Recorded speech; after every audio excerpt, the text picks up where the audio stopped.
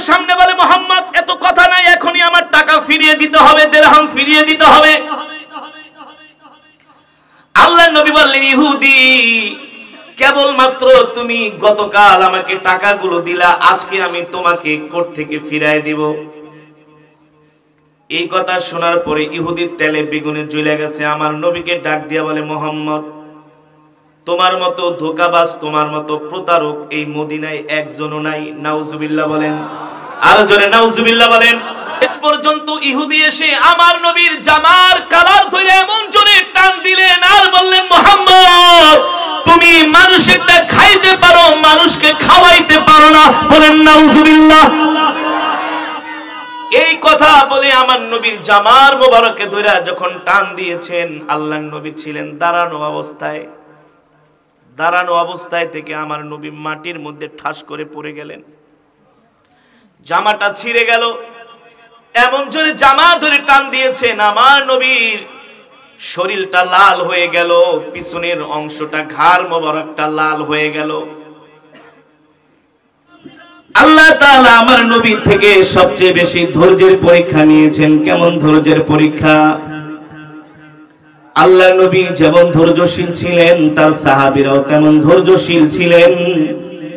আর যারা এই শেষ জামানায় আল্লাহর পয়গম্বরের উম্মত, আল্লাহর পয়গম্বরের আশিক, তারাও হবে ধৈর্যশীল। কেমন ধৈর্যশীল আল্লাহর নবী দেখেন, মদিনায় দুর্ভিক্ষ লেগে গেল, মুসলমানের ঘরে খাবার নাই। ওই বদরের প্রান্তরে যে সাহাবীরা শাহাদাত বরণ করেছেন, তাদের বিধবা স্ত্রীগুলো না খেয়ে আছে, তাদের সন্তানগুলো খেতে পারে না, ঘরের মধ্যে খাবার নাই, পরনে বস্ত্র কাপড় পর্যন্ত নাই। অনেক সাহাবীদের চুলায় আগুন জ্বলে না। ওই অবস্থায় আমার নবী হলেন মক্কার প্রেসিডেন্ট। কেবলমাত্র আল্লাহর নবী ক্ষমতা গ্রহণ করেছেন, সুন্দর করে দেশটাকে সাজাচ্ছেন, কিন্তু কাফেরদের চতুর্মুখী ষড়যন্ত্রে কিছুটা অর্থনৈতিকভাবে মুসলমানরা বিপর্যস্ত হয়ে পড়েছে। রাহমাতুল লিল আলামিন এই অবস্থায় কিভাবে মুসলমানদের ঘরে খাবার পৌঁছে দিবেন?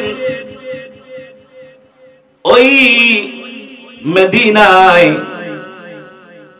একজন লোক ছিল, তার নাম হলো জায়েদ। সে হলো ইহুদিদের সবচেয়ে বড় নেতা, ইহুদিদের সবচেয়ে বড় আলেম। তিনি ছিলেন একজন ধনাঢ্য মানুষ। আল্লাহর নবীর সাথেও তার সুসম্পর্ক ছিল। আল্লাহর নবী ডাক দিলেন, জায়েদ, আপনি আমাকে কিছু অর্থ কর্জ দেন, হাওলাত দেন, আমি আপনাকে 1 মাস পরে আপনার অর্থগুলো ফিরিয়ে দেব। ওই ইহুদিদের বড় আলেম জায়েদ থেকে আল্লাহর নবী 5000 দিরহামের মতো হাওলাত আনলেন। আর এই অর্থটা এনে মদিনায় যত বিধবা মহিলা ছিল, এতিম ছিল, তাদের ঘরে বাজার করে করে আল্লাহর নবী পাঠিয়ে দিয়েছেন। নবীজি সাহাবীদেরকে নির্দেশ দিলেন, ও সাহাবীরা, লিস্ট করো, মদিনার মধ্যে সবচেয়ে হতদরিদ্র কারা, বিধবা কারা, যাদের স্বামী বদরের প্রান্তরে জিহাদ করতে যায় শাহাদাত বরণ করেছেন, ওই সমস্ত বিধবাদের ঘরে ঘরে বাজার পৌঁছে দিল, খাবার পৌঁছে দিল। সাহাবীরা লিস্ট করলেন। আল্লাহর নবী সেই অর্থ দিয়া বাজার করে করে সবার ঘরের মধ্যে পাঠিয়ে দিলেন। ওই ইহুদির কাছ থেকে যেই দিন আল্লাহর নবী অর্থগুলো হাওলাত করলেন, ইহুদিকে বললেন, তোমাকে আমি 1 মাস পরে ফিরিয়ে দিব। কয় মাস?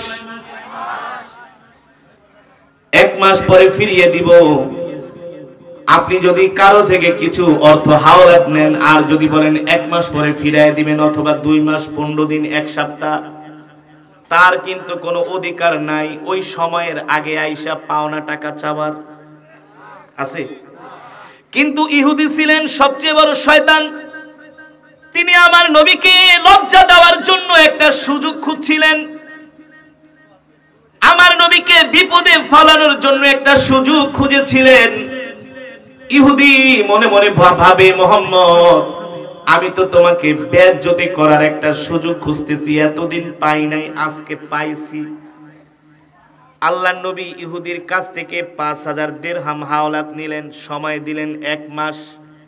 ইহুদি মনে মনে ভাবে, মোহাম্মদ আমি তোমাকে 1 মাস সময় দিব, এটাও হইতে পারে না, আমি তোমাকে আগামী দিনেই তোমাকে আমি রাস্তার মধ্যে বেইজ্জতি করব। নাউজুবিল্লাহ। আল্লাহর নবী জানাজায় গিয়েছিলেন, জানাজার নামাজ পড়িয়ে মসজিদে নববীর দিকে হেঁটে আসছেন। ডান দিকে আবু বকর, বাম দিকে ওমর, সাহাবীদের বিশাল কাফেলা আল্লাহর নবীর সাথে জানাজার নামাজ পড়িয়ে মসজিদে নববীর দিকে হেঁটে আসছেন। আর ওই ইহুদি কিছু লোকজন নিয়ে রাস্তার মোড়ে দাঁড়ায় আছে আমার নবীকে অপমান করার জন্য। নাউজুবিল্লাহ বলেন। নবীজি সাহাবীদের সাথে যাচ্ছেন, ইহুদি ওই রাস্তার মোড়ে ডাক দিয়া বলে, তাল ইয়া মুহাম্মদ, ও মুহাম্মদ এদিকে আসো, এদিকে আসো। আল্লাহর নবী ইহুদিকে দেখা দাঁড়ায় গেলেন। আর ইহুদি আল্লাহর নবীকে ডাক দিয়া বলে, মুহাম্মদ আতিনি দিরহামি, তুমি আমার দিরহামগুলো ফেরত দাও। আল্লাহর নবী বললেন, ইহুদি তোমার থেকে আমি 5000 দিরহাম নিয়েছি, সময় নিয়েছি। কয় মাস? 1 মাস। তুমি আমার থেকে এখন কেন দিরহামগুলো চাচ্ছ? ইহুদির মনে ষড়যন্ত্রই ছিল আল্লাহর নবীকে অপমান করা। দাঁড়ায়া মানুষের সামনে বলে, মুহাম্মদ এত কথা নাই, এখনই আমার টাকা ফিরিয়ে দিতে হবে, দিরহাম ফিরিয়ে দিতে হবে। আল্লাহর নবী বললেন, ইহুদি কেবলমাত্র তুমি গতকাল আমাকে টাকাগুলো দিলা, আজকে আমি তোমাকে কোর্ট থেকে ফিরায় দিব। এই কথা শোনার পরে ইহুদির তেলে বেগুনে জ্বলে গেছে। আমার নবীকে ডাক দিয়া বলে, মুহাম্মদ তোমার মতো ধোঁকাবাজ, তোমার মতো প্রতারক এই মদিনায় একজনও নাই। নাউজুবিল্লাহ বলেন। আরো জোরে নাউজুবিল্লাহ বলেন। এই কথাগুলো যদি আপনাকে আমাকে বলতো আমরা কি করতাম? কতক্ষণ কি করতেন? তো টাকা গোষ্ঠী মারি আগে ধর, ওমর আরে ধইরা বান, কারণ তোর থেকে তো আমি 1 মাসের সময় নিছি, তুই আমাকে অপমান কেন করলি? ঠিক কিনা বলেন? আর অপমান করবি তুই আমাকে অর্থ কেন হাওলাত দিলি? ইহুদি আমার নবীকে যা তা বলতেছে, আমার নবী ইহুদির মুখের দিকে তাকায় আছে। ইহুদির মনের উদ্দেশ্যই হলো আল্লাহর নবীকে চরমভাবে খেপানো, চরমভাবে আল্লাহর নবীকে অপমান করা। শেষ পর্যন্ত ইহুদি এসে আমার নবীর জামার কালার ধরে এমন জোরে টান দিলেন আর বললেন, মুহাম্মদ তুমি মানুষেরটা খাইতে পারো, মানুষকে খাওয়াইতে পারো না। বলেন নাউজুবিল্লাহ। এই কথা বলে আমার নবীর জামার মোবারকে ধরে যখন টান দিয়েছেন, আল্লাহর নবী ছিলেন দাঁড়ানো অবস্থায়। দাঁড়ানো অবস্থায় থেকে আমার নবী মাটির মধ্যে ঠাস করে পড়ে গেলেন, জামাটা ছিঁড়ে গেল। এমন জোরে জামা ধরে টান দিয়েছেন, আমার নবীর শরীরটা লাল হয়ে গেল, পিছনের অংশটা ঘাড় মোবারকটা লাল হয়ে গেল। পিছনে হযরত ওমর দাঁড়ায় দাঁড়ায় দেখতেছে আল্লাহর নবীকে এইভাবে অপমান করতেছে। এখন ওমর কি আর দাঁড়ায় থাকতে পারে? জোরে বলেন পারে? ওমর হলেন গরম। ওমর কি? আরো জোরে বলেন ওমর কি? ওমর কেমন গরম, কেমন গরম!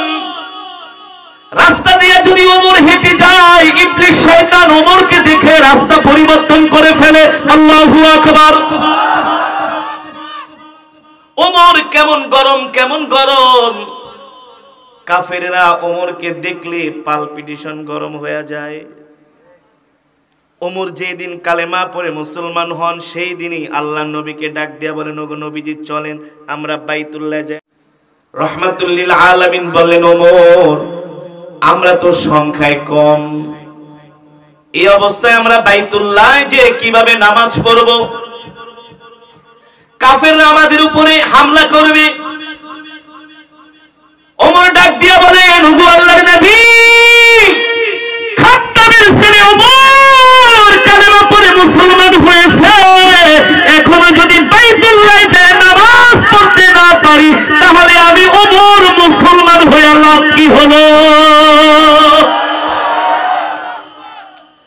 কেমন ঈমানওয়ালা ছিলেন হযরত ওমর, ঠিক কিনা বলেন? ওগো নবী, আমি আগে আগে, আপনি আমার সাথে আসেন, যেটা সামনে খাড়াইব ওইটারই কল্লা ফালাইয়া দিব, এক বিন্দু পরিমাণ ছাড় নাই, ঠিক কিনা বলেন?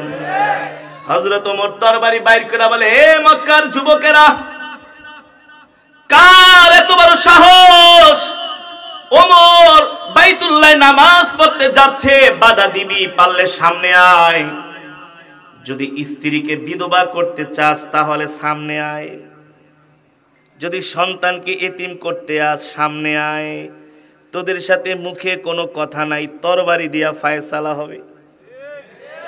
এই হলো মুসলমানের ঈমান, ঠিক কিনা বলেন? এখন মুসলমান তো হয়ে গেছে গরু খাওয়া মুসলমান, এখন তো মুসলমান হয়ে গেছে 6 নম্বর মুসলমান, ঠিক কিনা বলেন? ঈমানের পাওয়ার নাই, ঈমানের পাওয়ার নাই, রাত 3টা পর্যন্ত জেগে জেগে ফুটবল খেলা দেখে, কিন্তু কোনদিন রাত 2টা বাজে 3টা বাজে উঠা কোনদিন 2 রাকাত তাহাজ্জুদের নামাজও পড়ে না। তাহাজ্জুদের নামাজ তো দূরের কথা, ঠিক মতো ফজরের নামাজই পড়ে না, ঠিক কিনা বলে? আর নিজেকে অনেক বড় বড় মুসলমান ইমানদার দাবি করে, নামাজ রোজা কিচ্ছু নাই। নামাজের জন্য ডাকলে, চাচা চলেন নামাজ পড়তে যাই, চলেন জুমার নামাজটা পড়ি, ঘরের ভিতরে বয়ে বয়ে বেনসন সিগারেট খায় বাম হাত দিয়া, চা খায় বাম হাত দিয়া, আর সিগারেট খায় ডান হাত দিয়া, আর বয়া বয়া রবীন্দ্র সঙ্গীত শোনে। কি সঙ্গীত? ঢাকা শহরে গেলে দেখবেন সকালবেলা ফজরের পরে হাতির ঝিল, গুলশান, রমনার পার্কে এমন করে দৌড়ায়, এক একজনের শরীর কি হৃষ্টপুষ্ট, দৌড়ায় ঠিকই, কিন্তু ফজরের নামাজটা পড়ে না। ফজরের নামাজ সকালবেলা জকিং করে হার্ড ওয়ার্ক। স্যার কি করেন? আমি তো মর্নিং ওয়ার্ক করি। কয়টা বাজে উঠেন? 6টা বাজে উঠে যাই, 8টা পর্যন্ত দৌড়াই, পরা ট্রাউজার, কেটস, গেঞ্জি, 2 ঘন্টা মর্নিং ওয়ার্ক করতে পারে, কিন্তু 20টা মিনিট ফজরের নামাজের পিছনে সময় দিতে পারে না, ঠিক না? 3 ঘন্টা টেলিভিশনের দিকে বলদের মতো তাকায় তাকায় খেলা দেখতে পারে, কিন্তু কোনোদিনই চোখটা দিয়ে একটা পৃষ্ঠা কোরআন শরীফ পড়ে দেখে নাই। জোরে জোরে গোল হইলে আওয়াজ করতে পারে, কোনোদিন আল্লাহকে এমনি একটা ডাক দিল না, আল্লাহ। এই ডাক দেওয়ার মুসলমান নাই, কিন্তু স্লোগান দেওয়ার মুসলমানের অভাব নাই, ঠিক না?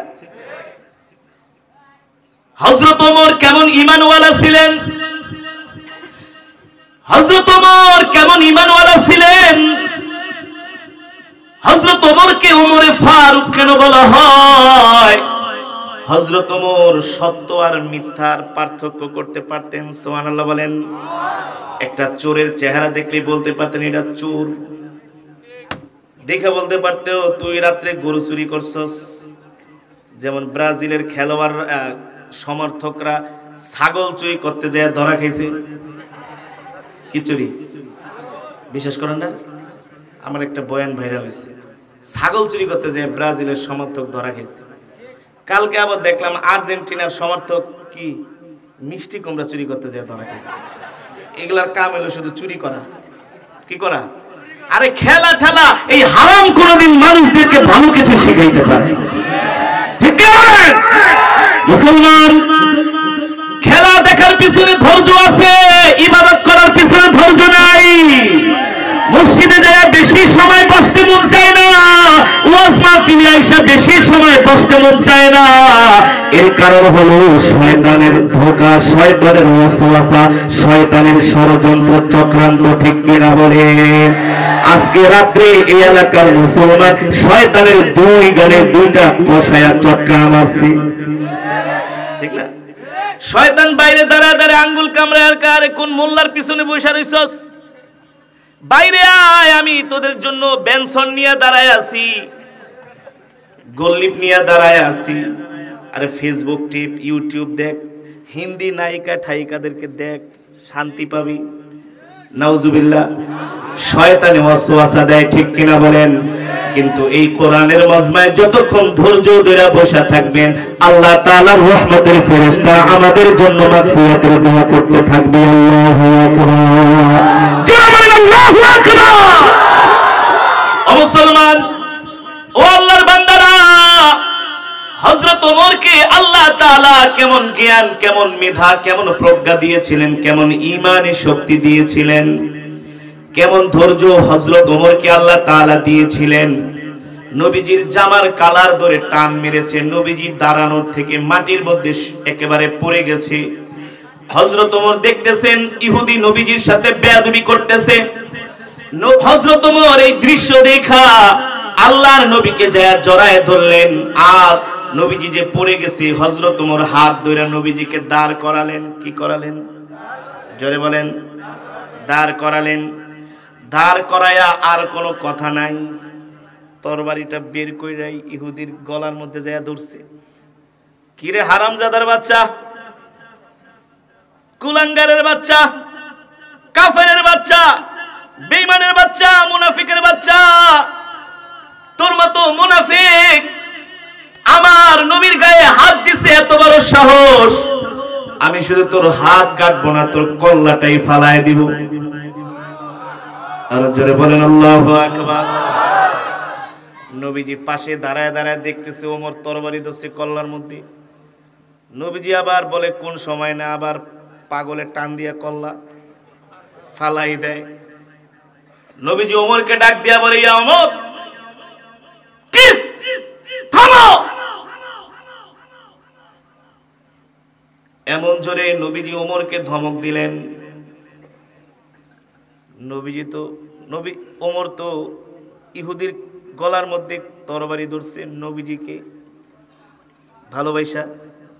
কতক্ষণ কারো সাথে আমার ঝগড়া লাগছে, আপনি আমাকে ভালোবাসেন, এখন ওই শত্রু আমাকে অপমান করতেছে, আপনি তো আমার পক্ষ হইয়া যদি তাকে মারতে যান, কিছু বলেন, সেটা তো আপনি আমার পক্ষ হইয়া বলছেন, ঠিক না?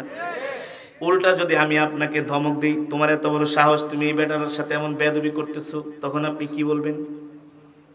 কি বলবেন? কোন যে মিয়া আপনার লেগে আসলাম আর আপনি আমার উল্টা ধমক দিতেছেন, যান, বলতাম না? আরে হুজুর, আপনার অপমান করতেছে, আপনার জন্য রাস্তায় দাঁড়াইলাম আপনাকে বাঁচানোর জন্য, নাহলে আপনার কল্লা ফালায় দিত। আপনাকে অপমান করতেছে আর উল্টা আপনি আমাকে ধমক মারতেছেন। থাকেন, আপনি গেলাম, আপনার সাথে কোনো সম্পর্ক। আল্লাহ হ্যাঁ মেহমান কোত্থেকা উল্টা দিয়ে হুজুরে আরো মারতে আসলো, আরো নবীজি আমাকে উল্টা ধমক দিতেছেন। ওমর রাগী মানুষ, চুপ করে দাঁড়ায় আছে, কোনো কথা নাই, কোনো প্রতিবাদ নাই। ওমরের কথা হলো, আমার সামনে আমার কলিজার টুকরা নবীকে অপমান করেছে, এটা আমি সহ্য করতে পারবো না।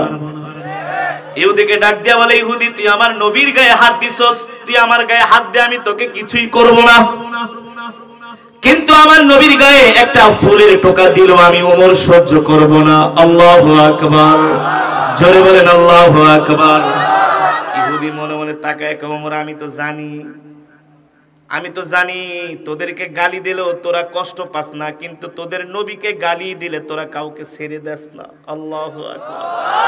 এই কারণেই তো তোদের সামনে তোদের নবীকে এমন অপমান করলাম, তোদের নবীকে খেপানোর জন্য, তোদেরকে কষ্ট দেওয়ার জন্যই তো অপমান করলাম।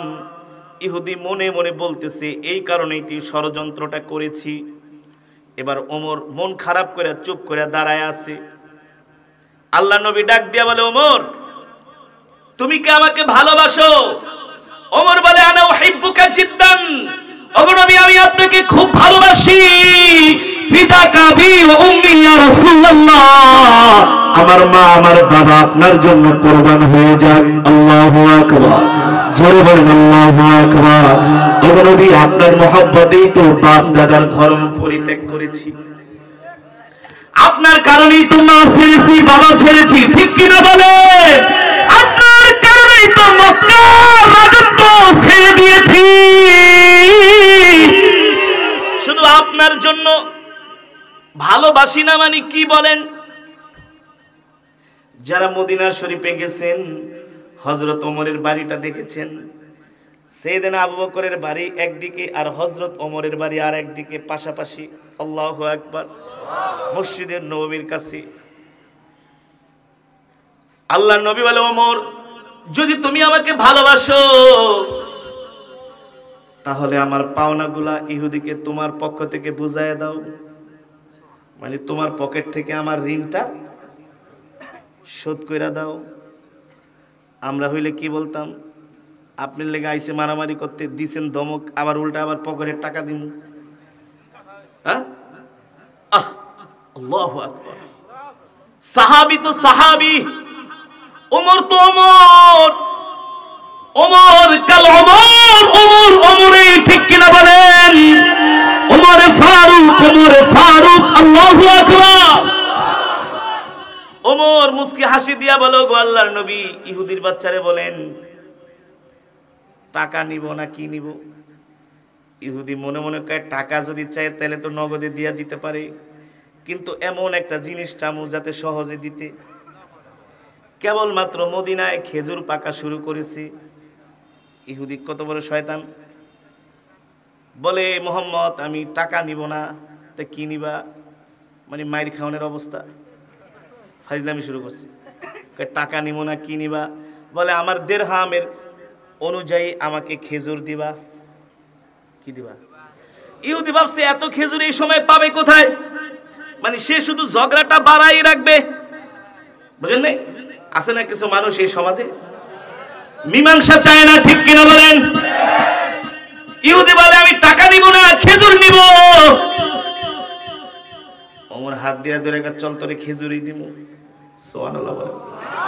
আরো জোরে বলেন সুবহানাল্লাহ।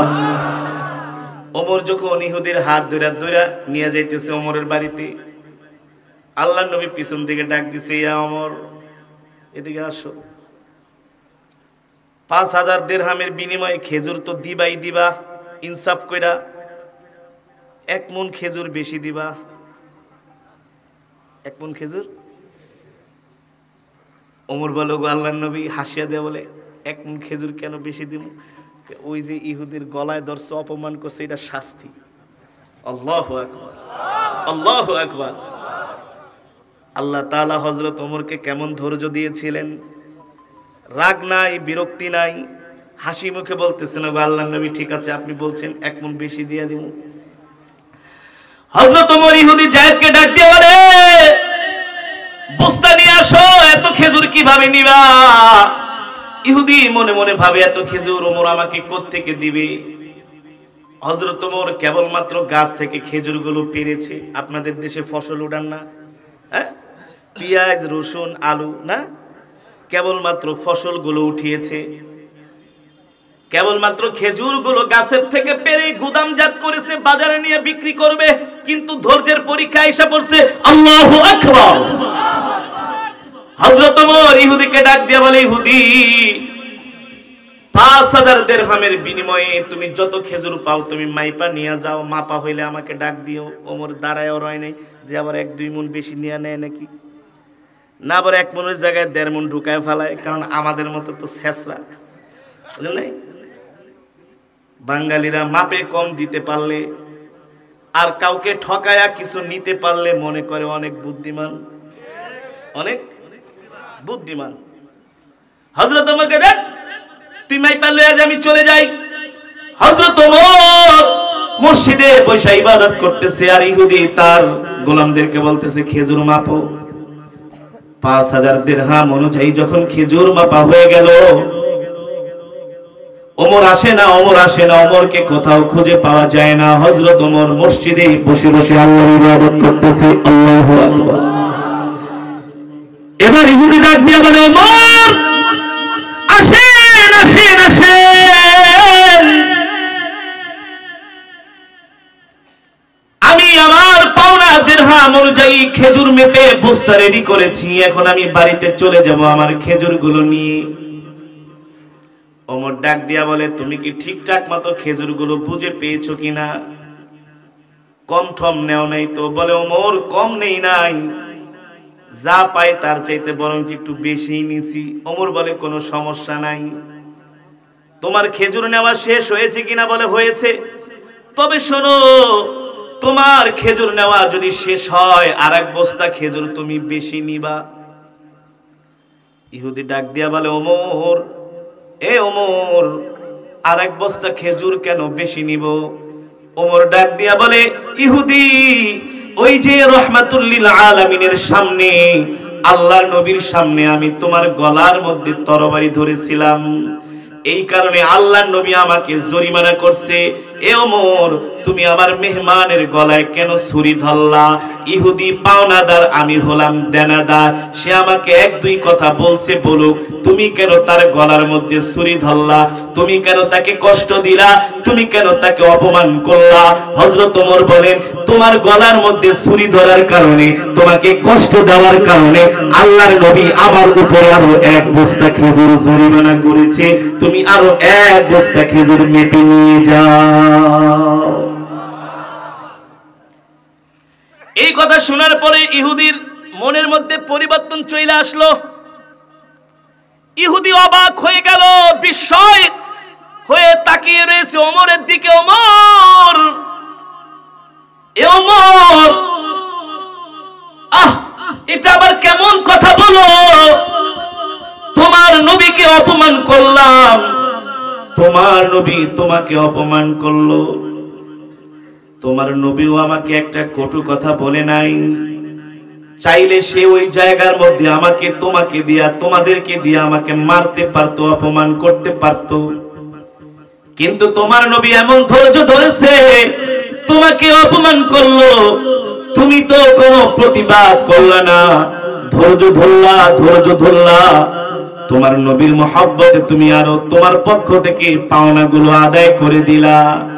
এ ওমর, তোমাদের মতো এত ভালো মানুষ মক্কার জমিনে, মদিনাতে আমি আজ পর্যন্ত দেখি নাই। আরো জোরে বলেন সুবহানাল্লাহ। হযরত ওমর কি ইহুদি ডাক দিয়া বলে, ওমর, সব খেজুরগুলো মেপে দিয়ে দিলা, একবারও তো আমার পরিচয় জিজ্ঞেস করলা না। কোথায় আমার বাড়ি, কোথায় আমার ঘর, কি বা আমার পরিচয়? হযরত ওমর বলে, ইহুদি রে, আমি তোমার পরিচয় কেন জিজ্ঞেস করব? আল্লাহর নবী তো তোমার পরিচয় আমাকে জিজ্ঞেস করার জন্য বলে নাই। সুবহানাল্লাহ। আর আমরা হইলে কি বলতাম? হুজুরে আপনার থেকে কয় টাকা নিছে, কতদিনের সময় নিছে, কথা কম, কেন এত খেজুর নিবেন? ও মুসলমান, ভালো করে খেয়াল করেন, আমরা আল্লাহর নবীর উম্মত দাবি করি, আল্লাহর নবীর আশিক দাবি করি, মুখে মুখে নবীর আশিক উম্মত দাবি করলে হয় না, নবীকে জীবন দিয়া ভালোবাসতে হয়, ঠিক কিনা বলেন? হযরত ওমরকে অপমান করলেন, ধৈর্য ধরছেন, কোনো প্রতিবাদ করে নাই। দ্বিতীয়ত, নবীর প্রতি কেমন ভালোবাসা, একবারও ইহুদির পরিচয় জিজ্ঞেস করে নাই। কেন টাকাগুলো হাওলাত নিয়েছে, কি কারণে নিয়েছে, কিছুই জিজ্ঞেস করে নাই। এর কারণ হলো হযরত ওমর তার জীবনের চাইতে আল্লাহর নবীকে বেশি ভালোবাসতেন, ঠিক কিনা বলেন? ওমর ডাক দিয়ে বলে, ইহুদি, আমি তোমার পরিচয় কেন জিজ্ঞেস করব? আমার নবী তো তোমার পরিচয় জিজ্ঞেস করার জন্য বলে, সুতরাং তোমার পরিচয় জিজ্ঞেস করা আমার দরকার নাই। আমাদের নবী আমাদেরকে যা বলে আমরা তাই করি। সুবহানাল্লাহ বলেন, আর যারা সুবহানাল্লাহ বলেন। ওই ইহুদি নবীজির ধৈর্য আর হযরত ওমরের ধৈর্য দেখে অবাক হয়ে গেল। এবার ইহুদি আগ বাড়ায়া বাড়ায়া হযরত ওমরকে জিজ্ঞেস করে, ওমর, তুমি একবার আমার পরিচয় জিজ্ঞেস করো। ওমর বলে, কোনো দরকার, খেজুর নিয়ে সোজা বাড়িতে যাও। ইহুদি বলে, না না, একবার আমার পরিচয় জিজ্ঞেস করো। দুইবার তিনবার বলার পরে হযরত ওমর ডাক দিয়া বললে, ঠিক আছে, তুমি তোমার পরিচয়টা আমার কাছে দাও। আইনাল বিলাদ, কোথায় তোমার দেশ, কোথায় তোমার বাড়ি, কোথায়, কি তোমার নাম, কি তোমার বংশ পরিচয়? ইহুদি ডাক দিয়া বলে, হে ওমর, আমি যায়েদ, আমি হলাম যায়েদ, আলিমুন কাবীর, আমি একজন বড় আলেম। ওমর ডাক দিয়া বলে তুমি আমার কোন আলেম? সব আলেম রে আমি চিনি মক্কা মদিনায়। বলে ওমর আমি হলাম ইহুদিদের সবচেয়ে বড় আলেম, আমার নাম হলো যায়েদ। হযরত ওমর এই কথা শুনে তিনি আশ্চর্য হয়ে গেলেন, অবাক হয়ে গেলেন। দাঁড়ায় ছিলেন, বৈশা ছিলেন, দাঁড়ায় পড়লেন, এ তুমি কি সেই ইহুদিদের সবচেয়ে বড় আলেম যে কিনা তাওরাত শরীফ মুখস্থ করেছে, আল্লাহর নবী যার কথা বলতো? বলে হ্যাঁ, আমি সেই ইহুদিদের সবচেয়ে বড় আলেম, আমার নাম হলো যায়েদ।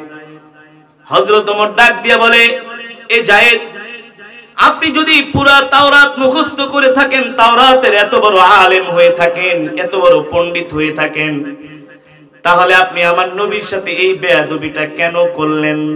নিশ্চয়ই আপনি তাওরাতের আলেম হইলে আপনি জানেন আমাদের নবী হলো সত্য নবী, আমাদের নবী হলো রাহমাতুল লিল আলামিন। ঠিক কিনা বলি?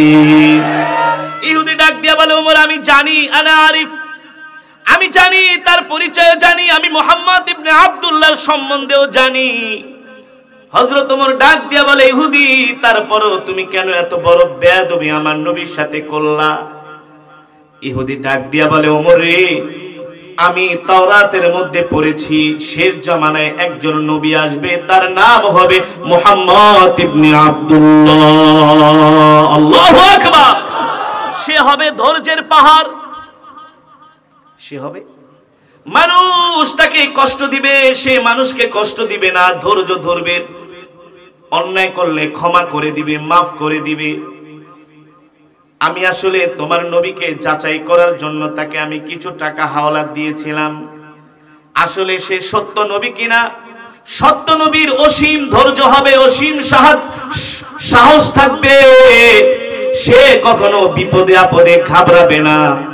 ওমর বিশ্বাস করে এই সবগুলো গুণ আমি যায়েদ তোমার নবীর মধ্যে পেয়েছি, এমনকি ওই আমাদের কিতাব তাওরাতের সাথে তার সবগুলো গুণ মিলে যায়। আল্লাহু আকবার।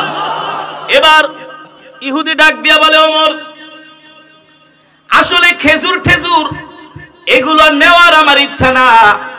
এতদিন তোমার নবীর সাথে আমি দুশমনি করেছি, তোমার নবীর সাথে আমি শত্রুতা করেছি, কিন্তু যেই দিন আমি তার গলার মধ্যে তরবারি ধরলাম, তিনি যে ধৈর্যের পরিচয় দিয়েছেন, আমাকে যেভাবে ক্ষমা করেছেন, ভালোবেসেছেন, তার ধৈর্য আর তার ক্ষমা দেখে, তার ব্যবহার দেখে আমি ইহুদি মুহাম্মদ ইবনে আব্দুল্লাহর উপরে মুগ্ধ হয়ে গিয়েছি। আল্লাহু আকবার।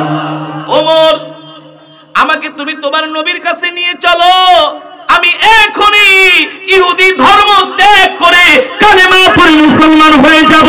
আল্লাহু আকবার। কি হবে? কি হবে? মুসলমান। ব্যবহার দেখে, ধৈর্য দেখে, সাহস দেখে। এবার আল্লাহর নবীর কাছে ওমর ইহুদির হাত ধরে দুইজনে গল্প করতে করতে নবীজির বাড়ির দিকে রওনা শুরু করছে। সুবহানাল্লাহ বলেন। নবীজি দেখতেছে ওমর ইহুদির হাত ধরে দুইজনে গল্প করতে করতে আসতেছে, কারণ একটু পরেই তো ইহুদি তার ধর্ম ত্যাগ করে কালেমা পড়ে মুসলমান হবে, তার মানে সে মুসলমানের ভাই হয়ে যাচ্ছে। নবীজি এত খুশি হলেন, ওমর এই ইহুদিকে নিয়ে, যায়েদকে নিয়ে নবীজির ঘরের মধ্যে ঢুকলেন। আল্লাহ নবী ডাক দেয়, যায়েদ তুমি তোমার পাওনা দাওনা বুঝে পেয়েছো কিনা? ইহুদিদের বড় আলেম যায়েদ ডাক দিয়া বলে, ওগো মুহাম্মদ ইবনে আব্দুল্লাহ, আল্লাহর পয়গম্বর, পাওনা দাওনা আমার কিছুই লাগবে না, আপনার কাছে আমি কোনো কিছুই চাই না। আল্লাহর নবী বলে, চাও না তো আমাকে রাস্তার মধ্যে কেন ধরলা? বলে, ধরছি ঠিক আছে, আপনি আমার সাথে যে সুন্দর আচরণ করেছেন, আমার সাথে যে সুন্দর ব্যবহার করেছেন, আপনি যে ধৈর্য ধরেছেন, ক্ষমা করে দিয়েছেন, এই কারণে আমি আপনার প্রতি দুর্বল হয়ে গিয়েছি। আল্লাহু আকবার। শুধু আপনার প্রতি দুর্বল হই নাই, যেই ধর্ম আপনাকে এত সুন্দর ব্যবহার শিক্ষা দেয়, যেই ধর্ম মানার কারণে এত বড় ধৈর্যশীল হন, যেই ধর্ম মানার কারণে মানুষকে ক্ষমা করে দেন, মানুষকে কষ্ট দেন না, ওগো আল্লাহর নবী মুহাম্মদ ইবনে আব্দুল্লাহ, আমি আপনার ব্যবহার দেখে মুগ্ধ হয়েছি, আমি আপনার আখলাক দেখে মুগ্ধ হয়েছি। নিশ্চয় এই ধর্ম পৃথিবীর যে কোনো ধর্মের মানুষ গ্রহণ করুক না কেন, সেই মানুষই এই দুনিয়ার জমিনে সবচেয়ে ভালো মানুষে পরিণত হবে। ঠিক কিনা বলেন? আপনি আর দেরি করবেন না, আমার খেজুর ঠেজুর কিছুই দরকার নাই, আপনি এখনই আমাকে কালেমা পড়ে মুসলমান বানায় দেন।